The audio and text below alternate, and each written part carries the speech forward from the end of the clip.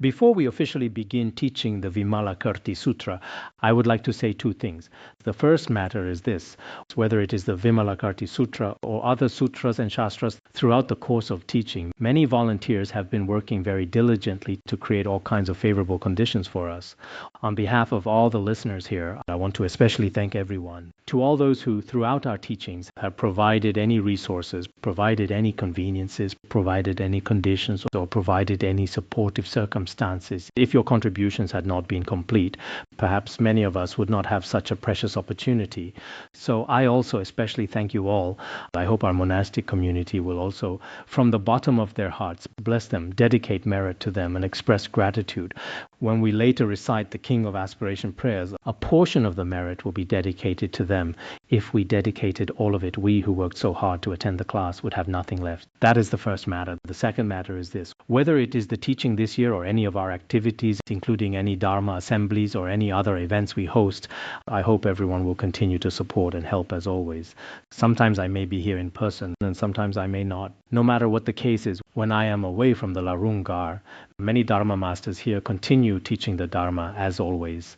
Some managers are also very diligently managing things. The same applies to the outside world as well.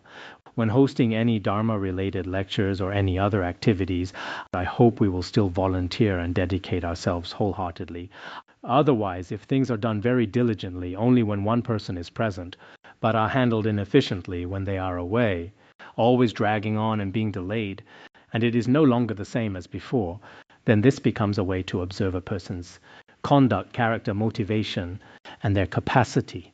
Personally, in the past as well, regardless of which master or manager was involved, whenever they were away, I would work even harder.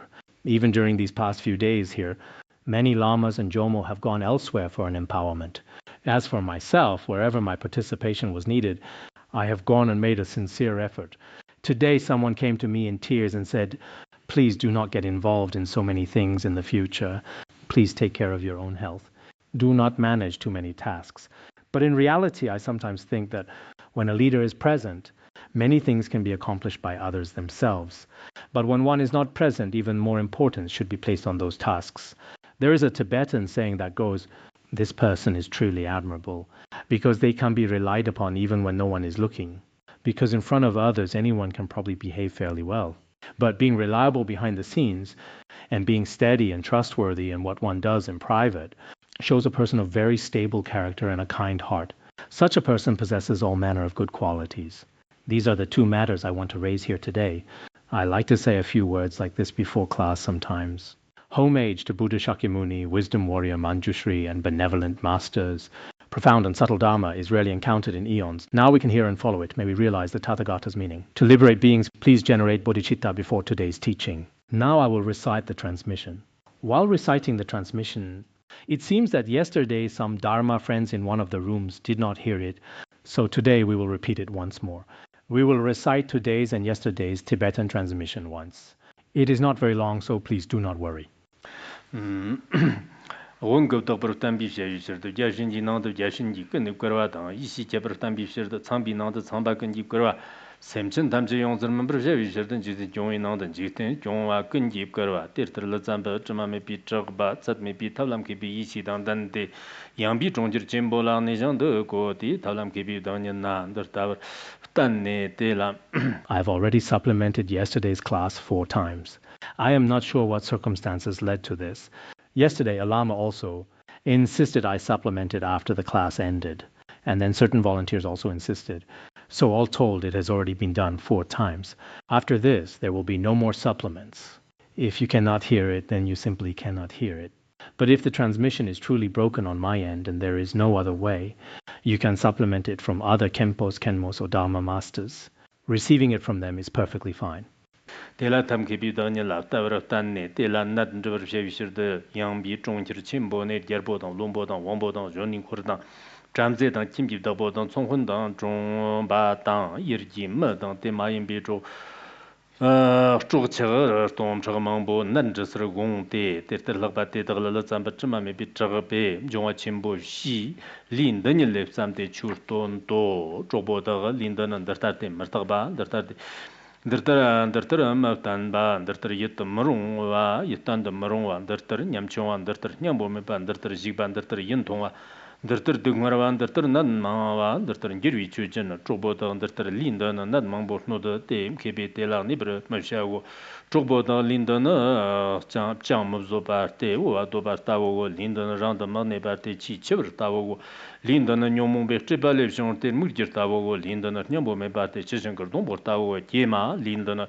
ripi gipalim jerin chungor tawo go linda na shincha lole shong ate gima tawo go linda na yang takba mayim bem thong ate mlam tawo go linda na ngungi le ji zignya na wate zignya tawo go linda na jinla rag le bi shir da chakcha tawo go linda na sim chigjan yebi sanye te chen na tawo go linda na chigda skajig dan jig jang dan jang mane ba te olok dam zong zo linda na jin na chule shong ate te dog dog me ba go linda na sadang jate Shiba me bago linda na chadang jate dang me bago linda na me dang jate chok me bago linda na long dang jate kansak me bago linda na namka dang jate ramjin me bago linda na mjongwa jimbor nam ji yang ne te yang takba mayim bago linda na dag dang dag me ba te tong bago linda na tsa dang xiang dang zigba dang wongwa dang mugyur tabar te wimbo go linda na longa zhengor dang dambe mjong te tsura me bago linda na nam nag dang matsangwa sakba te xukko onadamazda suqu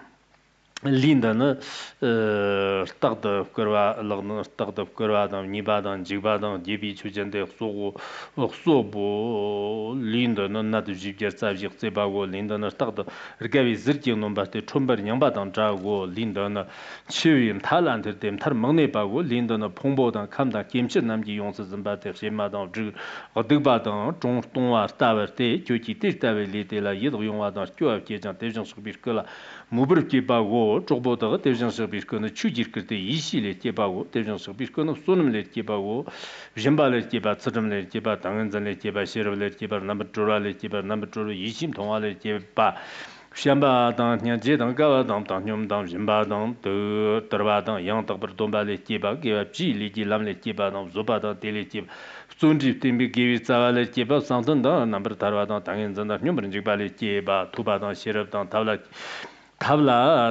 ke ba shangchip ji chusum chir tsavdan le ke ba jigne dan hamdong le ke ba topchi le ke ba manjik ba jile ke ba sangji ji chu manji ba joji le ke ba parur da shimba tamchi le ke ba ngumbar shiba dan rigba le ke ba magge ba chu tamchir pongwa le ke ba chu tamchir gewi chu tamchir yang takbar dapa le ke ba wenba le ke ba yang takba nil le ke ba wagyo ba le ke ba wo chokbo tak tevjang shabir ke no gewi le tsat me ba le ke ba te ke ki te stawi ke te la mubar ke bro shawo semchen tamchi ji nyom but nada raptor fang wisher de lana me bayang do but shangchip de sim ke brosha go devjin de lazame tma me ba chba ti ngachbe ter na trevi chuk te de la ga jeni semchin yastong mambo lana me bayang do but shangchip de sim ke te ter war chur cha to tavlam ke bab samji me je be le ge jib shawate nipa go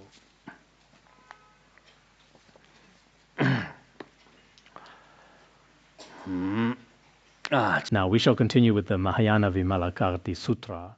In the course of teaching this Mahayana Vimalakirti Sutra, as I have repeatedly mentioned before, on one hand, everyone should take this very seriously. A human body is hard to obtain and lifespan is impermanent. When we hear the Dharma, we should not listen with mere curiosity. Since ancient times, lineage masters and great learned masters, regarding the proper way to hear the Dharma, the requirements for attending class and for motivation have been very strict. But now, through some new technological means, it has become very convenient on one hand, and we can closely receive such profound Mahayana wondrous Dharma. This is something we should deeply cherish.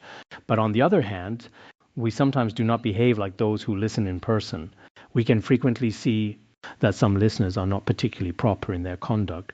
Sometimes they are not very punctual. And during the process of hearing the Dharma, one can also sense that they are not truly applying their minds to it. They are not diligent, they do not take it seriously, and they are not focused.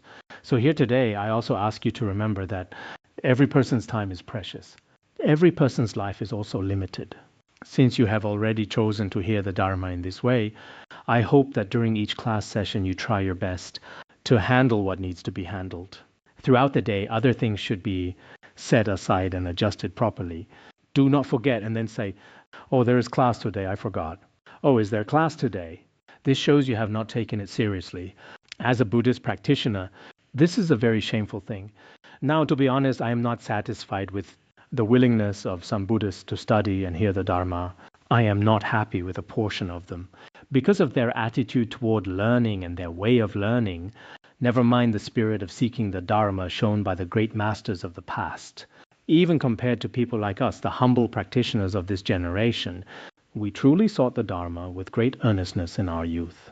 Within one's own life, one should treat it as the most important thing and view it as the most meaningful and valuable pursuit. So when hearing the Dharma, I hope everyone will take it seriously. Now, today we will continue from where we left off. Yesterday we discussed the Buddhist perspective on the body. This should be explained clearly here. So I am not just doing this for the sake of progress. Rushing to finish this chapter as quickly as possible is not the goal. The goal is for each one of us to gain some fresh understanding. If you previously held some incorrect understanding about your own body, now is the time to correct it. If you did not understand your own body very well before, now is the chance to further understand and recognize it. As we discussed earlier, the body is like a shadow that comes from the karma of previous lives. We are the ones who created our own bodies. I emphasized this repeatedly yesterday. I hope you do not blame your own parents, wondering why they made you unattractive. If you truly had that ability, you would make your own children look good. But do you have that capacity? Probably not. Many people who blame their parents are themselves not satisfied with the children they have.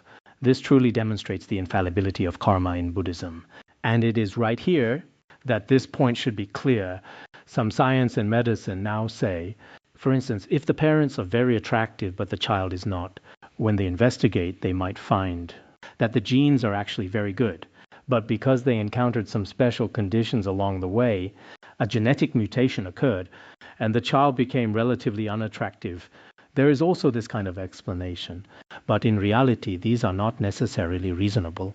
Truly, if you believe in the law of cause and effect, apart from the seed from the parents, there is an unchangeable factor, and that is that we are the makers of ourselves. Otherwise, if it truly depended on the parents' appearance, that would not necessarily be the case. Even for some very famous celebrities, their children are sometimes not so attractive. And for some people who are considered very attractive now, their parents were not that attractive either.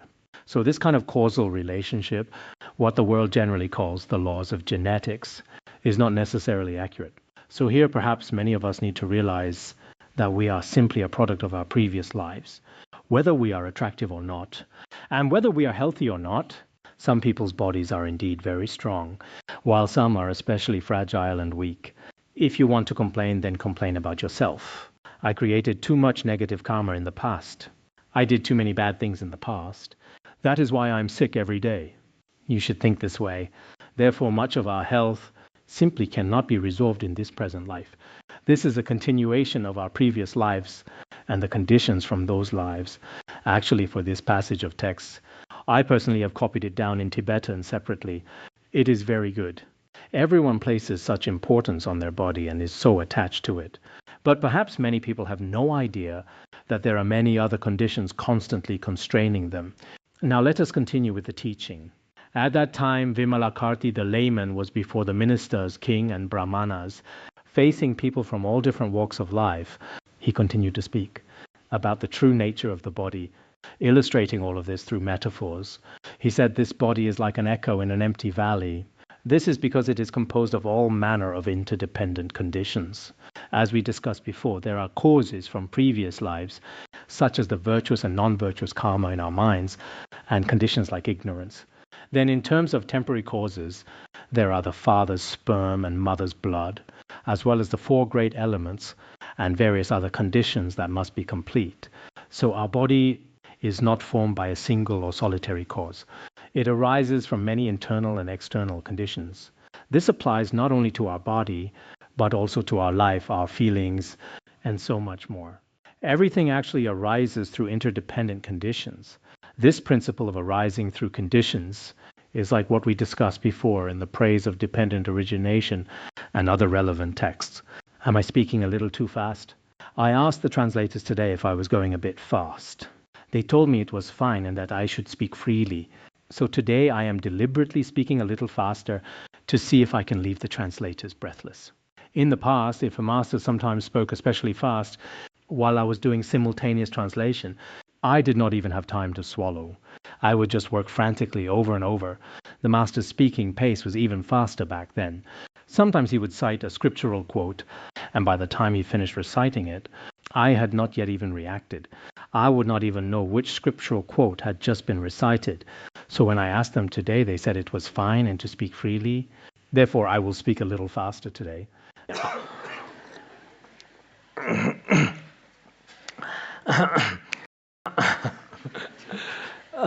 The principle that all dharmas arise from conditions is very profound. Our teacher Shakyamuni Buddha also said in certain sutras,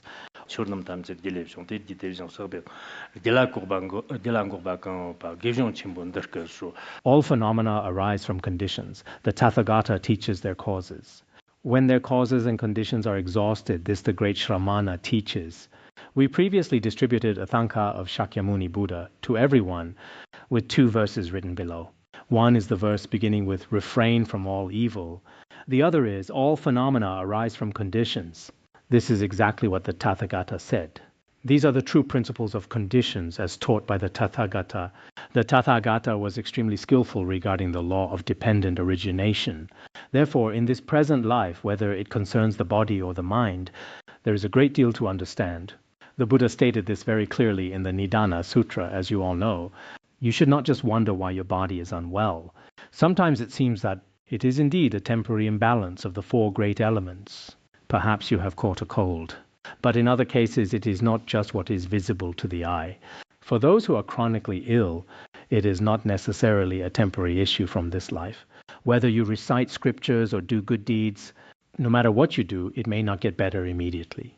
Perhaps the conditions come from the previous life, or even the one before that, dating back hundreds, thousands, or tens of thousands of years. The workings of conditions are truly inconceivable. If we understand this point, then regarding many things that happen in real life, you will not feel especially saddened. As I mentioned just now, if you feel particularly upset, because, for example, your body is not healthy, some people become deeply grieved. If your appearance is not so good, you might also feel especially grieved. If your life situation is not good, you may also be very saddened. In reality, you need to consider that there is a causal condition involved. Even if things are not good now, you are the main creator of these conditions. This point is very important. It is also said that the body is like a floating cloud. In an instant, it transforms and vanishes. Clouds in the autumn sky are formed from various interdependent conditions. As everyone knows, if you look at the clouds directly, it seems that the change is not very significant. When looking at cloud after cloud, the change is not clearly visible. But if you look again after a short while, what was a white cloud just now may soon become a dark cloud. One moment it is very large, and the next it is very small. The clouds in the sky change in myriad ways. Between the morning and the afternoon, there may be nothing at all early on, and by the afternoon, dark clouds may suddenly cover the sky. By the same logic, our body is also impermanent. It changes in an instant. Some of us may wonder how it can change in an instant. We might feel as if our body has never changed. Perhaps you temporarily cannot see the shift, but change is actually happening. Some people were very thin when they were young, and eventually they gained weight and needed to take diet pills. Some were very attractive in their youth, but they look quite different as they grow old. Yet others seem to become even more attractive as they age. This might seem unusual, but it proves that change truly exists. Sometimes when I look at photos of myself, I feel a bit disappointed. Other times I think I look all right. Especially when I was younger, I think I looked fine back then. But now that I have aged, I wonder how this happened and when I changed. I often have these thoughts myself. It seems that in the past, there was no habit of keeping photos in the Tibetan region. So for the very young years, such as when we were 5, 6, or 10 years old, photos from that time simply do not exist. If they did, we could see the youthful appearance. For example, regarding the great and famous figures in the world, you could not tell at all when they were young that they would eventually become who they are today. So regarding the body, you might not notice a change in just a day or two, but after some time has passed, the change is quite significant. It is no different from the clouds in the sky. Therefore, we should understand this principle. Some people weigh themselves every single day. They worry about gaining weight or whether they have gained or lost some flesh. There is no need to be so saddened by this. This is simply a form of impermanence. Clouds in the sky gather together for a moment and then vanish a moment later. There is no need for excessive sadness or joy over it. The same applies to us, especially for lay practitioners. Many people keep a scale and weigh themselves every day. Actually, it does not mean much. Weight fluctuates from time to time. Sometimes people are very happy, noting they have lost over 15 pounds in a month. Other times they feel they must stop eating because they have gained too much weight recently. But like floating clouds, these things will change. The scripture says this body is like lightning, never resting for a moment. Our body is indeed like lightning. Lightning appears in a very brief flash and disappears just as quickly. Our body is truly exactly like this. It could be gone in a very short time. The Mahaparinirvana Sutra says this body is impermanent and never rests, like lightning, rushing water, a heat mirage, or an illusion. This means our body changes from moment to moment. It is like a flash of light, a waterfall, a mirage, or a magic trick. In our world, there are many metaphors used to explain that the body is like lightning. Some of us might doubt how it could be like lightning. Actually, it is true. Think about what is known as sudden death. This concept first gained attention as a result of overwork. The term originated from Japan. Some cases are caused by sudden cardiac failure, while others have different causes. But in a very short time, a person can simply be gone.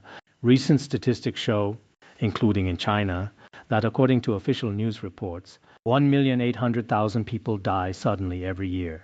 Including those from heart disease, there are about 1,400 deaths from heart failure every single day. That is 1,400 people dying suddenly each day. In reality, human life is extremely fragile. Today you may be healthy with nothing wrong, and then suddenly it can happen while you are driving. So many traffic accidents and car crashes are caused by the driver passing away suddenly. I sometimes feel a bit anxious when I am in a car, wondering if the driver might suddenly die. I have the same thought when flying. Could the pilot of the plane have a sudden crisis? This is the reality for everyone, including myself. Nowadays, many people go to sleep feeling fine, but by the next morning, they have passed away without even moving. Some die in their sleep. Some die during a performance. In Hong Kong last year, a well-known actor suddenly collapsed right while they were performing. If that is how fragile the body is, we might think we are perfectly fine today. But if sudden death occurs, the body is kept for a few days and then disposed of. After another 3 or 4 days, a body that was once full of life will have not even a mote of dust remaining. It will have been buried, cremated, or given a sky burial. In moments like these, we realize that our physical body in this world is not permanent. It is not especially solid or lasting. If one can understand these principles taught by the Buddha, when everyone reaches this understanding, it will truly help in the contemplation of impermanence. When your family, your friends, or your loved ones pass away, you will understand that this is simply the nature of impermanence. This is exactly what the Buddha taught us. If we frequently hear and learn these teachings, then once a change occurs, whether in our own lives or in the lives of those around us, we can accept it much more easily. You will not weep and wail in despair. You won't feel as if the sky is falling or wonder why this is happening. You won't ask why fate is so unfair. Fate is not being unfair to you. The nature of all phenomena is simply like this. So sometimes we can see a difference between those who have studied impermanence and those who have not. Those who are familiar with the reality of their own body will understand this truth. Nowadays, some people go for a hospital examination and discover a tumor or late-stage cancer, and they simply cannot accept the news. Those who have never received any spiritual education have a very weak capacity to endure such hardships. But for those who have received some education in this area, they think, I was already prepared, our body is only a temporary vessel. They might ask how much longer they can live. If it is only for 1 more month, that is fine. If it is 8 months, that is no problem either. Their minds remain very calm. This kind of peace is very difficult for ordinary people to achieve. But even if you do not accept it, ultimately our body operates according to this very principle. This body has no permanent master. Although there is a slight difference from the Tibetan text here, the meaning remains much the same. Let us explain it in this way. It is just like the earth. The earth in reality has no fixed master. When we look at the history of various countries, A piece of land may have once belonged to a certain nation or a certain king. Through long periods of historical change, the masters of the land change constantly. Even in Larunga, where many practitioners live, the occupants are always changing. Do not think that you are the permanent resident here. It is not like that. Kumarajava said that the strong will obtain it. Whoever is stronger claims the land as theirs. Many places in the world operate this way. The same principle applies to our body. When you are ill, your body belongs to the disease. When you grow old or when you die, aging and death become the masters. They are the ones in control. As the body encounters different conditions, its master keeps changing. Therefore, we should not think that the body follows our own fixed will. In reality, it does not work that way. It is just like the land. The masters of the earth are in constant transition. Some people say they are buying a piece of land, but I often think that even if you buy it, you are not its permanent master. After some time, when you leave this world, that ownership will pass to someone else. The same is true for the body. When your consciousness eventually leaves this world, the master of your body will be the vultures. The vultures will be very happy, eating with great relish. I recall some Dharma friends telling me about a group of travelers who went to observe. These travelers had no spiritual faith. They visited our sky burial site at the charnel ground. When they returned, I asked them how they felt about what they saw. They said they were struck by how the body we work so hard to maintain, applying makeup and protecting every single day, actually ends up at the charnel ground. The experience left a very deep impression on them. Bodhisattva Shantideva and Bodhisattva Kandrakurti emphasized that practitioners should observe charnel grounds for this very reason. So while we might think we are the masters of our bodies, is that really the case? This is something everyone should consider. Regarding the principles we are discussing today, I hope everyone will take an honest look at their own body. Ask yourself truthfully if you are really the master here. Is your body fleeting like fire or lightning? Is it like a floating cloud, just as we have described? Is this the reality? To contemplate in this way is what we call practice. This is precisely what practice is all about. The body has no inherent self, just like fire. The following explanation uses the four great elements. When the necessary conditions are complete, fire blazes up. But when those conditions are not met, the so-called nature of fire simply does not exist. By the same logic, when the conditions for the body are complete, there is a self or a life. In Tibetan, the word used here refers to a living being's life. If the conditions are incomplete, the body has no self. You see, a corpse has no self because the conditions are no longer complete. Before we came into this world, we did not have this body. At that time, the conditions were also not yet complete. The body has no fixed lifespan, just like the wind. What is the body truly like? It has no true permanent lifespan. There is no fixed pattern, just like the wind. The wind follows no fixed pattern. So we should not assume that our body will certainly live to be 100. Living to 80 or 120 is actually very difficult. Life can be gone in an instant. There is no guaranteed length of life. As it is often said, there are no old or young on the road to the grave. This is a common saying. Regarding this point, sometimes the number of young people who pass away is quite large.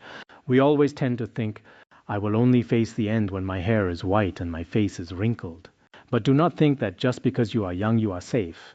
Thinking I am still young is no guarantee. It is not necessarily true that young people are exempt from death. We should not blindly believe we won't die because of we still young. Not necessarily, as many young people pass away as well. Perhaps our body seems perfectly fine right now. It is like when the weather is clear and suddenly a wild wind blows. That possibility always exists. Similarly, our body might be healthy today without the slightest illness. But when we go to sleep at night, we might not necessarily wake up. Bodhisattva Nagarjuna also taught this in the letter to a friend.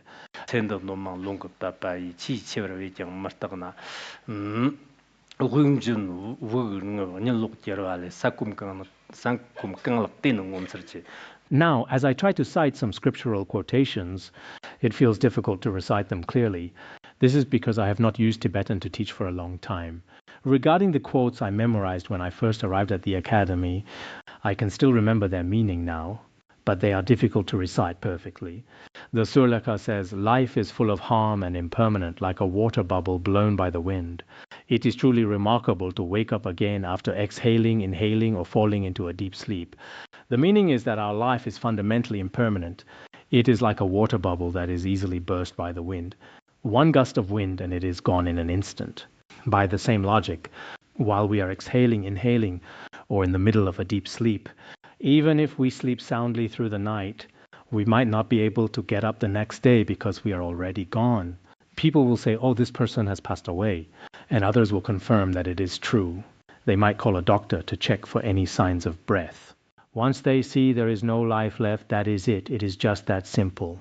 In the past, the Kadampa Geshes who contemplated impermanence deeply would turn their bowls upside down at night. They lived with the thought that they might die by morning, so they made no preparations for the next day. In Tibet, people generally used ashes to preserve their fire overnight. In the morning, they could dig it out to rekindle the flame, but these masters would not even do that. They felt they might not be in this world by tomorrow. That was how they contemplated impermanence. Some people might find this too sad or unnecessary, but in reality it is not like that at all. If one contemplates impermanence effectively, it actually makes a person much happier. There is a proverb in Bhutan that says, contemplate 5 times a day that this is the last moment of your life. If one practices in this way, that person will certainly find happiness. So this is not a pessimistic view. In fact, it is quite the opposite. Everyone should reflect on this point. Next, we say that the body has no person, just like water. Actually, there are 2 ways to interpret this analogy of water. One interpretation is that if you try to scoop up the reflections that appear in water, you simply cannot grasp them. By the same logic, within this body, no matter how you search for what we call the self, or the so-called pujala, you will not find it. It simply cannot be found anywhere in the body. The head is not the self, the feet are not the self, and the heart is not the self. When examined piece by piece, no self can be obtained. It is like trying to scoop the moon from the water. It is impossible. That is the first interpretation. Then there is another. Because water flows continuously, we identify it as a river or as water, but in reality there is no fixed entity there. As the old saying goes, the mighty Yangtze flows endlessly eastward. It is just like that saying. Take the Yangtze River or the Mekong River, for example. The Mekong flows through 6 different countries. When we visited a certain place there, the locals introduced it by saying, this is the Mekong River. This river was already here when I was young. That was how an elderly woman described it to us. At that moment, I thought to myself, the water from your youth is certainly not there anymore. In fact, it is not just the water from your youth. Even the water from this morning has already flowed away. But I did not dare to say this to her directly. She wouldn't have understood anyway, as she truly believed the river remains the same. Water is in a state of constant flux. Our body is exactly the same. On the surface, it seems as though today's body is the same as yesterday's, but in reality it is changing every single moment. There is no truly existent essence to be found. After discussing earth, water, fire, and wind, the Tibetan text adds, the body is like empty space without inherent nature. It seems this line also appears in the Tang Dynasty translation. The body is like empty space. It possesses no inherent nature of its own. However, this is not found in the translation by Kumarajava. This refers to the 5 great elements, earth, water, fire, wind, and empty space. Finally, the text summarizes the point by saying, the body is not truly existent. Why is that? It is because the body is just a temporary union of the 4 great elements. It is a false assembly of earth, water, fire, and wind. In truth, we simply label this assembly as the body or the self. This realization is vital, and it is taught throughout the Buddhist sutras. I believe I shared a quote about this earlier today. Just as a collection of parts is called a chariot, so too, based on the aggregates, we use the conventional term sentient being. This was one of the first scriptural quotes I loved to memorize. It means that just as assembled parts are called a chariot, so too, by depending on the assembly of the aggregates, we use the name sentient being in the conventional world. This is a very profound teaching. A very similar explanation can be found in the entering the middle way, because it is an assembly of various parts, a collection of different components. What we call a chariot is actually just wheels, a steering mechanism, and so on. When all these parts come together, we give it the name chariot. The same applies to us. We rely on the 4 great elements and the 5 aggregates. Once these conditions and parts are assembled, we are called sentient beings in the conventional world. Of course, from the perspective of ultimate truth, no such thing can be found. This is the wisdom from the Buddhist sutras. So since our name is based solely on the 4 great elements, the body as a permanent entity does not exist. The so-called self does not truly exist either. This body is empty, transcending self and the qualities of self. This is because the body is empty in its actual nature. Empty here does not mean like empty space. Rather, it means that from every perspective, the nature of the body is emptiness. If we use the Prajnaparamita, or the 400 stanzas on the middle way to examine it, we can see this clearly. The body is certainly empty. Its essence lacks even the slightest bit of solid substance. Understanding this allows us to be free from grasping at a self. Once there is no grasping at a self, there will certainly be no grasping at what belongs to the self. Furthermore, the body itself has no awareness. This is recognized not only in Buddhism, but also in general science today. The body is composed of proteins, carbohydrates, and various other combined conditions. In fact, it is mostly water. Some say 60% of the body is water. Others say it varies between men and women. The earth is 70% water. Some scientists say the body is 70% water, while others say 50%. But no matter the percentage, the body is simply composed of elements like earth, water, fire, and wind. The physical body does not possess awareness on its own. It is like grass, trees, tiles, or stones. The body itself has no inherent awareness. It is our consciousness. Relying on the 5 sense consciousnesses, mental consciousness, and the alaya vijnana, that involves the 7 or 8 consciousnesses. This involvement is what gives the human body its sense of awareness. The body has no agency. It is moved only by the force of wind. The body itself is not an independent agent. In that sense, it is just like a corpse. On its own, there is no movement and no agent. You might ask why the body is always in motion. For example, you can see my hands moving right now. If the body has no agent, why am I moving? Well, there are many internal winds within the body. In Buddhism, we speak of winds, channels, and essence drops. There is the downward clearing wind, the upward moving wind, the equalizing wind, and the life-sustaining wind. Tantric teachings describe many such winds. It is through these winds that physical movement occurs. Even our conceptual thoughts are stirred into motion by these internal winds. Once separated from these specific conditions, our body remains perfectly still and unmoved. Therefore, we should not blindly believe that simply exercising will guarantee the body's well-being. However, we see some people who love to exercise, whose bodies deteriorate very quickly. Excessive exercise can also be harmful. When we visit certain Western countries, we meet masters who used to stay at our academy, including some Khenpos. They say you should exercise properly. They often go jogging themselves. In reality, they have been influenced by Western culture because Westerners enjoy it. Some of our Dharma friends are the same. The moment we arrive, they don't tell us to propagating the Dharma. Instead, they say, when you go back, propagate the Dharma of fitness. Make sure you get enough exercise. One said, I have already walked over 10,000 steps today. I replied, wouldn't it be better to do full body prostrations? Prostrations provide exercise for the entire body. They should be the best form of exercise, but people still say, prostrations are too much for me. They are quite tiring. But I can exercise by jogging. I can hike and I can swim. I can do many things of that nature. Perhaps these activities are needed at times. We do not object to them. But if the body was separated from wind, it would be like a large windmill without any wind coming to a complete halt.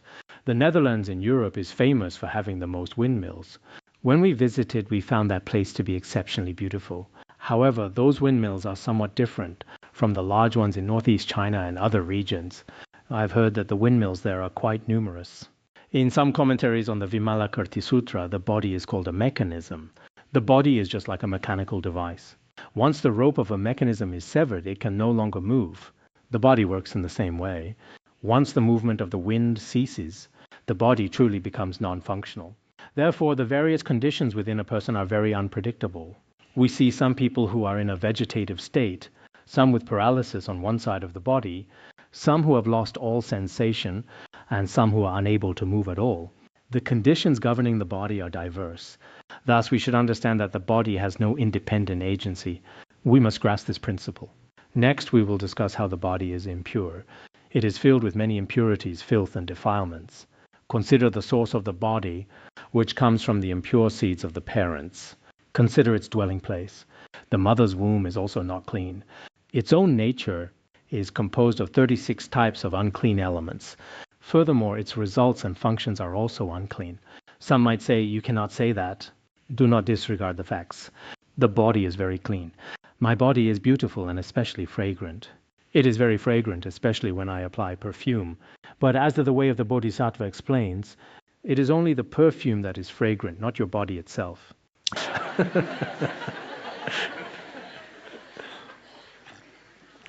If the body were naturally fragrant, if it were truly fragrant, then perfectly pure food would remain pure after passing through it. However, the way of the Bodhisattva says it even defiles the earth. You see, when there is excrement, that is exactly what comes out of the body. The 400 stanzas on the middle way states, if all pure things become impure upon contact with the body, what wise person could claim that purity exists within it? If all clean food becomes fundamentally unclean, simply by passing through the body, then in that case, what wise person would ever say our body is clean? If someone says the body is clean, they might only be saying it as a way to comfort others. But when we truly examine the reality, the body is actually unclean. The reality of the body is quite frightening. Milarepa also mentioned this. He said the so-called body is extremely frightening. Every person's body is ultimately just like this. We say, wow, that corpse is so frightening. It is so dirty and smells so bad. At Larungar, we see many corpses every day.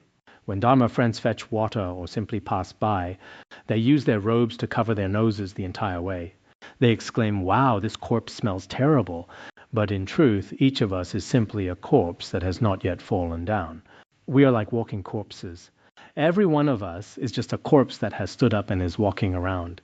If you observe this with wisdom, there is not much room for theoretical debate. This body is false, a temporary union, and essentially unreal.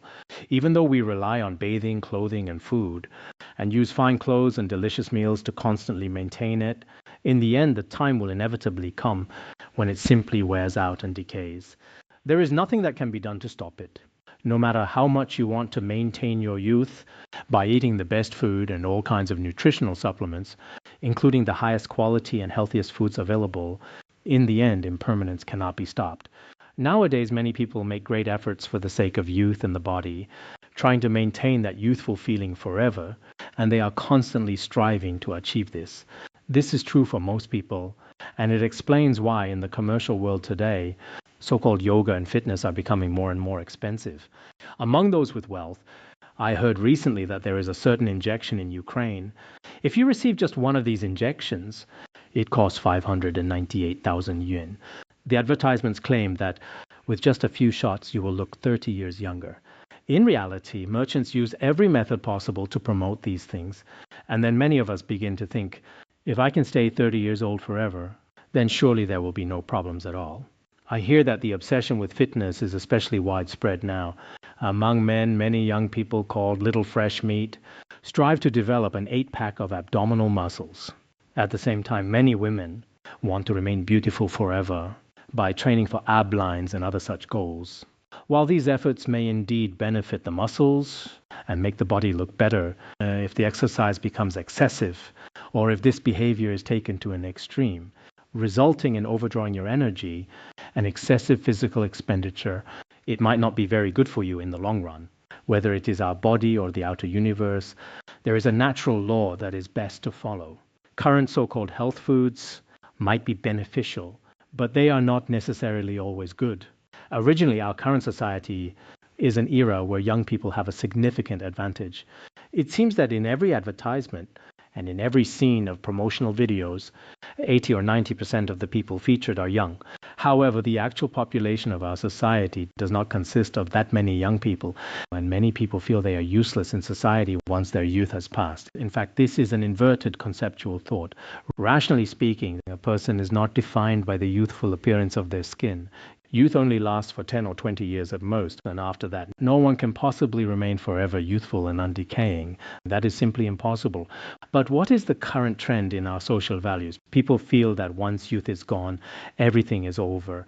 No matter how wise, charming, or moral you are, no one seems to value those qualities. This is actually a major social problem throughout the world. Therefore, many advertisers and many people will spare no cost to stay young. They spend all their money and resources on it. Wealthy people invest in cosmetic procedures and fitness, while those without money will often go and do square dancing. They go to various places every day for the sake of fitness. In our Tibetan region as well, many people now circumambulate mandalas to stay young. Among those circumambulating the mandala, perhaps I should not put it this way, but I have heard that many of them do not have a very pure motivation. They do it simply to stay young and avoid aging. They pray to the Buddha to stay young forever. Some people walk with their eyes closed holding a prayer wheel, but they are not doing it to liberate beings or propagate the Dharma. They circumambulate only for their own health. This is quite possible. However, in Tibetan culture, elderly people were traditionally held in high regard. According to old social customs, the elderly were greatly admired by everyone. Their wisdom, experience, and knowledge were seen as very rich in all aspects. Therefore, everyone showed great respect to the elderly, regardless of their identity. Society did not discriminate against the old or only praise the young. It was not that kind of society. But now some changes may be occurring. It would be best if our social values did not revolve entirely around young people. There are many programs for young people now, such as one called Produce 101. I heard that only the youngest people appear on it to perform in all kinds of ways. This show was extremely popular. The click-through rates were reportedly over 4 billion. So sometimes when we see these things, one cannot help but think about the fact that the society has come to this. Regarding those cultural ideas that are truly meaningful and valuable, who will propagate them, who will uphold them, and who will pay attention to them? People's attention has already tilted in this direction. At that time, many people also look at themselves and realize it is the same. What is the way forward? This is a situation where whatever one relies upon, in the end it also erodes away. The body is a disaster. That is to say, it is a burden, it is something very bad, and it is a source of calamity. We are afflicted and troubled by 101 diseases. The Tibetan text says that 404 diseases are already entwining us. Actually, this body of ours is the root of all calamity and harm. The Dhammapada Avadana Sutra says, there is no suffering in the world greater than having a body. This is also quite similar to what Laozi said. The greatest suffering in the world is none other than having a body. This is because much of our suffering comes through the body. Because of our body, we have this illness today and that illness tomorrow. We are fine when waking up in the morning, but we feel unwell again in the afternoon and evening. It seems many people truly have all manner of illnesses in their bodies. The body is like a decayed well oppressed by old age. A decayed well refers to a fairly dried up kind of well. If the water source has dried up, then day by day it is no longer its original nature. It becomes more deteriorated every day. By the same logic, every person's body is pressed down by old age every single day. You may not necessarily see it all at once, but actually, from the moment we come into this world, some people ask when aging begins. Some say it begins at 30, 40 or 50. That is not necessarily true. Actually, from the very first day we come into this world, we are stepping in the direction of old age and death. So day by day we grow older. When we grow older day by day, everyone must know that there will be no good outcome. The older one gets, the more one becomes like wind-dried meat. One is no longer like little fresh meat. In our Gaze region now, there is yak meat called wind-dried meat or Sichuan cured pork. No matter how much you try to maintain it, sometimes when I see certain old acquaintances arriving, I think to myself that they should have been quite good looking when they were young. But through the years, the bittersweet experiences of life and all manner of pressures in life, they have already become like this today. Every one of us is the same. We are like some old wells. It seems there is another way of interpreting this, but I cannot recall it. But I feel it can also be explained this way. For a well approaching dryness day by day, some commentaries say that the steps inside the well decay day by day. But this explanation and the metaphor seem a bit hard to follow. This is how it is explained in Tibetan. This body is uncertain and subject to death. The way of the Bodhisattva says, my life will ultimately come to an end and death will certainly descend. Every person, one day or in the not too distant future, will certainly face the arrival of death. Rest assured about this, one will certainly die. There is no one in this world who does not die. It seems this is also used in the words of my perfect teacher, but the actual Buddhist sutra is called the Sutra of Dispelling Sorrow. The Sutra of Dispelling Sorrow says, on the earth and in the heavens, in the 3 realms and 4 modes of birth, never has one been seen or heard who is not subject to impermanence. Whether on the earth or in the heavens, in the 3 realms and 4 modes of birth, not one has been seen. and not one has been heard of who does not receive impermanence and achieve immortality. In the past, the first emperor of Qin also very much wanted to use the power of Taoism and other traditions to achieve immortality. He searched everywhere, but even now it could not be found then and cannot be found now.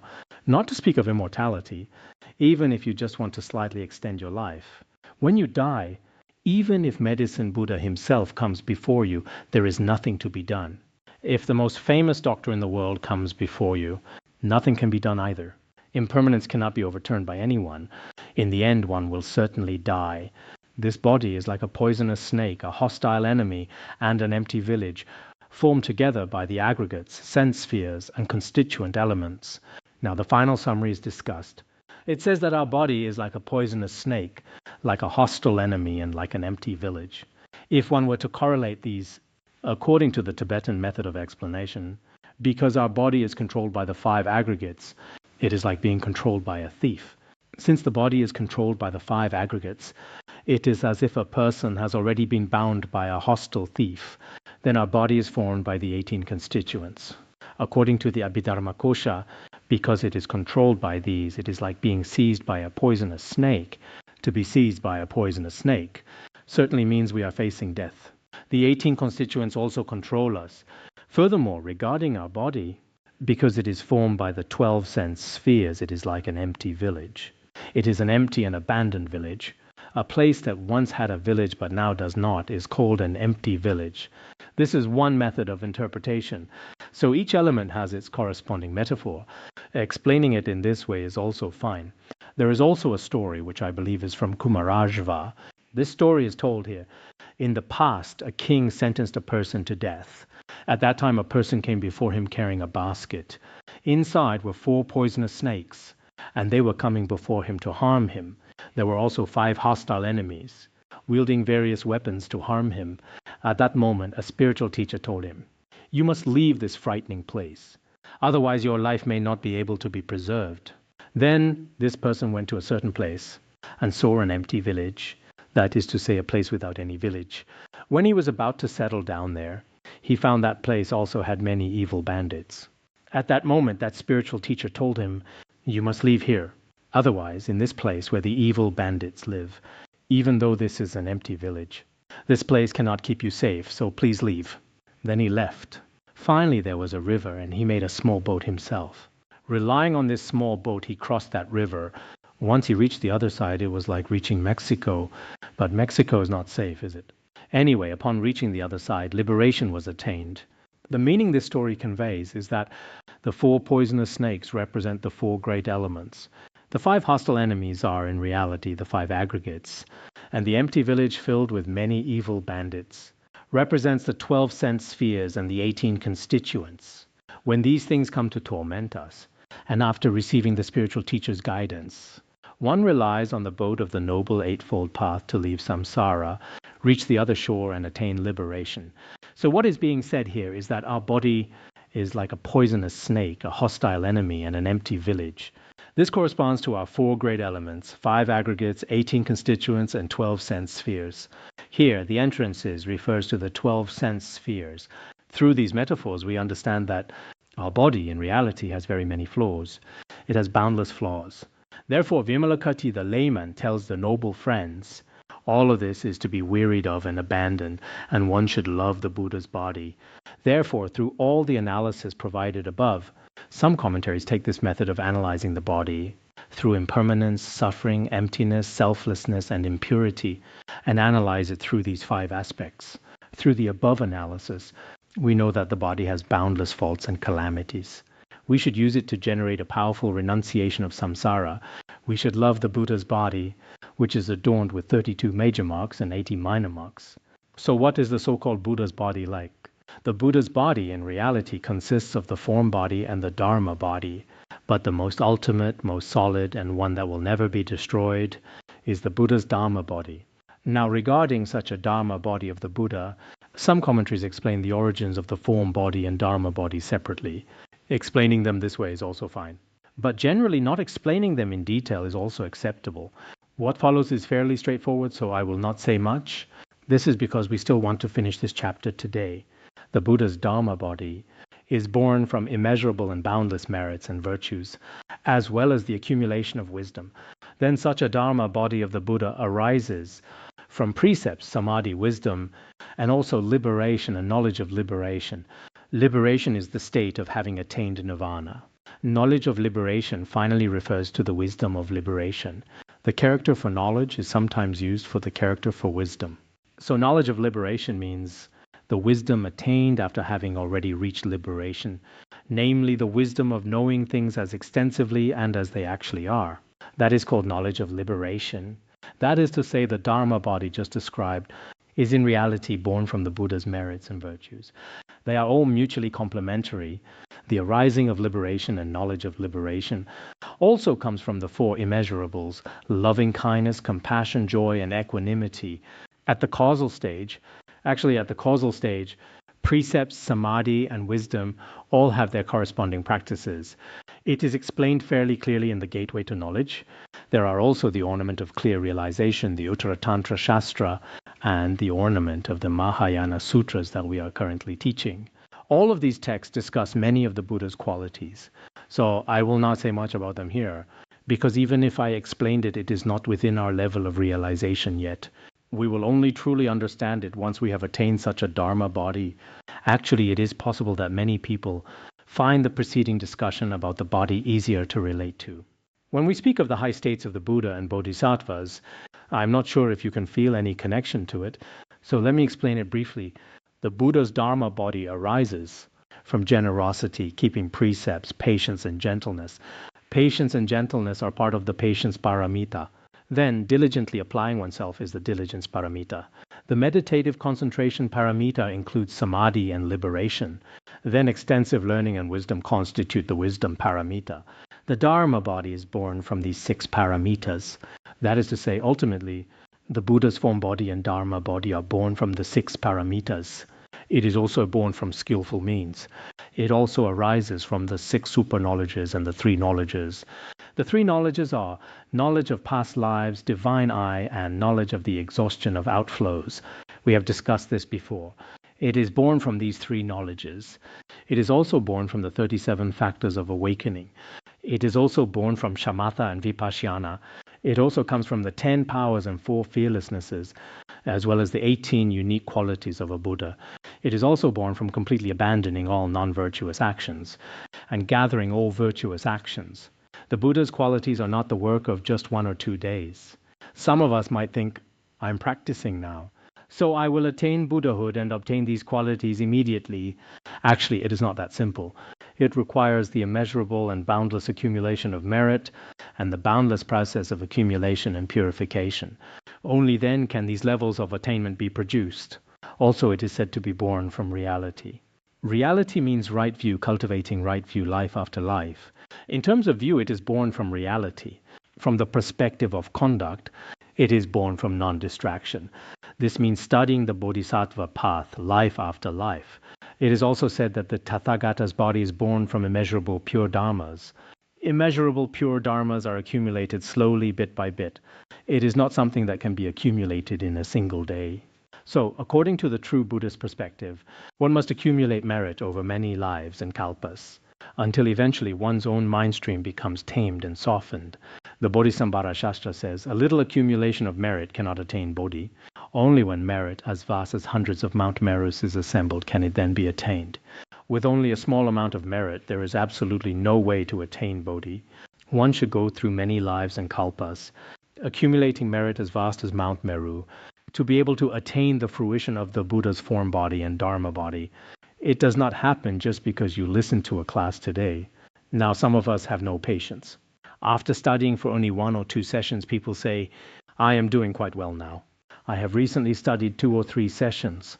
I have already taken refuge. I attended 1 session and read 1 book. I have made 3 prostrations. I have recited Om Mani Padme Hum 3 times. I got some prayer beads and I recited many mantras today. How many did I recite? I recited 3 rounds. They count like this, 1 by 1. Oh, it was so exhausting. I recited 108 Om Mani Padme Hum mantras. Am I not amazing? The truly great masters have always been cultivating virtue throughout many lives and kalpas. They are not like us, merely skimming the surface. When we are in a good mood, we walk a few circles around a stupa. When we are in a good mood, we pick up a book to read for a bit. But then, before even reaching the halfway point, we toss it 100 meters away. It should not be like that. One should practice long-term with patience. However, nowadays, many people truly have no patience. Whether it is accumulating merit, doing good deeds, or practicing, many people simply lack patience. Without patience, let alone spiritual attainment in the Dharma, even some worldly matters are difficult to accomplish. So, in terms of view, one must have a firm and stable understanding. From the perspective of conduct, one should also practice non-distraction. One should always be careful and attentive. The Tathagata's body is produced from such immeasurable pure dharmas. At that time, Vimalakirti, the layman, said, "Sirs, if you wish to attain the Buddha's body, you must eradicate the illnesses of all beings. You must generate the mind of Anuttara Samyak Sambodhi. If you wish to attain the Buddha's body, we must eradicate beings' illnesses in the future. We must not only eradicate our own illnesses. Many of us are very frightened when we become ill. We think, oh, what shall we do? The other day I saw a lama in our monastery. His body had previously been quite healthy. The hospital told him, you need an IV and you need to stay in the hospital. For how many days? He asked. Probably for a week. He was simply terrified by this. What should I do? What should I do? He cried. Generally speaking, people like us who are frequently ill seem to be a bit more resilient. To us, being hospitalized or dealing with doctors is a very simple matter. However, those who have not been ill for a long time are often frightened to death once they finally do fall ill. They become extremely worried. So sometimes being ill is not necessarily a bad thing. When you are ill, you should think of two things. First, remember that my body is impermanent. Second, use this time to practice the meditation of exchanging self and other. On one hand, you can think, during this process of receiving medical treatment, I should guide these doctors, these nurses, and the patients around me. This time, I must guide this whole group of people. This is the only way to make the experience truly meaningful. In the past, when the precious His Holiness Jigme Phuntsok was frequently hospitalized, some people would come to visit him, including the doctors and nurses who cared for him. Many of them later became sincere Buddhists. So I hope that when some of our Dharma friends fall ill, they can see if it is possible to go to the hospital with a joyful heart. You should be just like Vimalakirti, the layman. Take this opportunity to guide everyone who comes to visit you. In this way, for those who came to inquire after his health, and for those who came to see him, he mainly taught the Dharma by focusing on the body, as we discussed before. What he said to them at that time was actually very beneficial. For other patients who came to visit, since the teaching was related to their own bodies, their own illnesses, their own liberation, and their own suffering, teaching the Dharma to them in that context was especially effective. Especially for the sick people around us, that is a perfect time to form many auspicious connections. So we should still try our best. Many people say that Vimalakirti, the layman, is their role model. Of course, we do not always follow his example when we are healthy. But when we are ill, we should remember Vimalakirti. What was he like when he was ill? And what are we like when we are ill? When we are ill, we might cry every day and ask the doctor, when will I get better? Actually, if the doctor's at the hospital, and we do have many doctors among us here, doctors must be very attentive. Otherwise, as I often find, when I see a doctor being careless, I feel a bit unhappy. Some doctors deal with things very casually. They might not even spend 1 minute in your room. They just say, fine, and leave quickly. Now, many doctors, when they reach the patient's door, just take out the medical record and review it briefly. Then they come in, look around, and leave. In this case, it is entirely a perfunctory approach. This kind of approach is truly irresponsible toward the patients. So I hope that our doctors will also treat beings' illnesses with sincere motivation. For you, this is a wonderful opportunity. And our patients should also learn from Vimalakirti. Our bodies are all the root of suffering. We will certainly fall ill. For many people, generally before they leave this world, I once read about a great master who reached 50 years of age and had never once had an injection or taken any medicine. This was written in his autobiography, but such people are very rare now. Vimalakirti, the layman, then taught the Dharma, causing countless thousands of people to generate the mind of Anuttara Samyak Sambodhi. I hope that in the future we can also be like Vimalakirti and use all kinds of methods to benefit beings. All right, today's teaching ends here. Sonundai tamsa thuganya tonani jana pasi jirgana jirano chupai chupun solen droa Bandara badma sadorda Bandara badma sadorda Bandara badma sadorda